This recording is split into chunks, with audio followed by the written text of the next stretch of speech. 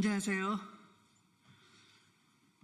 더불어민주당 내란진상조사단 단장 추미애 간사 박선원, 저희가 진상조사단을 대표해서 오늘 방첩사에서 새롭게 드러난 군의관 블랙리스트를 중심으로 해서 말씀드리고자 합니다. 국군 방첩사에서 첫째 군의관, 두 번째 방첩사 조직 내부에 관한 블랙리스트가 드러났고 또 민간인을 사찰한 의혹이 새롭게 제보되고 있습니다. 이는 비상계엄 준비 일환으로 보이고 작성 관여한 방첩사 신원보안실 인원은 이후 보훈 인사의 특혜를 누리고 있습니다. 저와 박선원 의원이 12.3 내란 실체를 밝히는데 결정적 역할을 한 것으로 보이고 관련자를 즉각 보짐하고 수사를 할 것을 이 자리에서 촉구하는 바입니다. 상세한 말씀을 드리겠습니다. 첫 번째, 12.3 계엄 포고령의 제5조를 보시면 전공의를 비롯하여 파업 중이거나 의료 현장을 이탈한 모든 의료인은 48시간 이내 본업에 복귀하여 충실히 근무하고 위반 시는 계엄법에 의해 처단한다라는 규정이 있었습니다. 그런데 방첩사가 실제 의료인을 포고령대로 처단하기 위해서 이른바 군의관 블랙리스트를 작성한 사실이 최근 제보를 통해 확인되고 있습니다. 방첩사는 민간 의료계 파업 등에 장기간 투입되어 내부 불만이 높아진 군의관들을 대상으로 군의관 블랙리스트를 작성하고 군의관들을 사찰하고 이들의 정치 성향 등을 사찰 수집했다고 합니다. 2024년 3월에서 10월 사이 무려 7개월 동안 전체 군의관 2,400명 중 약 1,500명 등이 무려 10차례에 걸쳐서 민간 의료 현장에 투입되었다고 합니다. 이에 따른 불만이 내부에서 고조되는 상황에서 수백 명의 군의관들이 사찰 대상이 된 것으로 파악되고 있습니다. 의료 파업은 윤석열 정부의 핵심 관심 사안 중 하나였던 만큼 계엄이 실제 시행되었을 경우 해당 블랙리스트를 기반으로 의료인에 대한 통제, 불이익, 징계 또는 처벌 등의 조치가 이루어졌을 가능성이 있는 것입니다. 두 번째, 비상계엄 준비 과정에서 방첩사 조직 내부에 블랙리스트가 존재했던 사실도 확인되고 있습니다. 해당 리스트는 방첩사의 내부 인원을 대상으로 작성된 사찰 문건으로 계엄 실행을 염두에 둔 내부 숙청 작업의 일환으로 파악됩니다. 방첩사 조직 내부 블랙리스트는 23년 11월 여인영 사령관 취임 이후부터 본격적으로 작성하였고 측근 선별 작업의 일환으로 방첩사 소속 대령급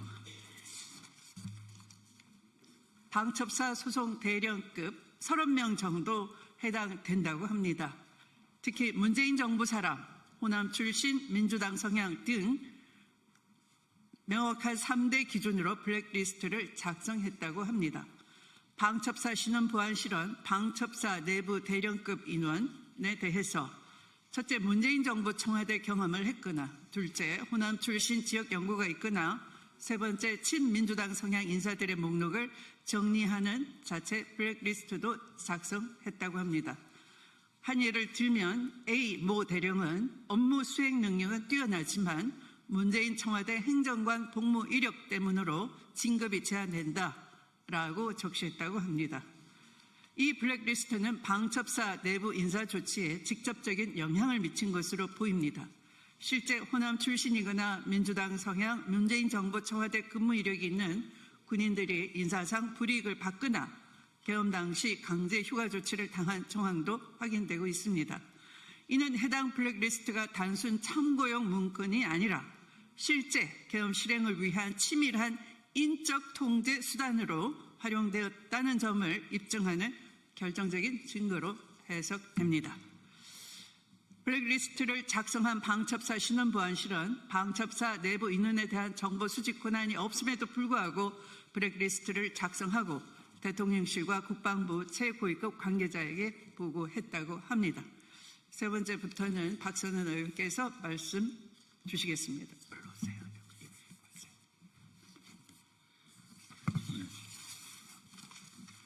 다음 3.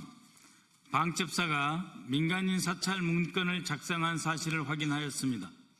사찰 대상자는 김윤태 전 한국국방연구원장, 카이다 원장으로 김윤태 전 원장은 순수 연구원 출신으로 문재인 정부 청와대 행정관 경험이 있다고 합니다.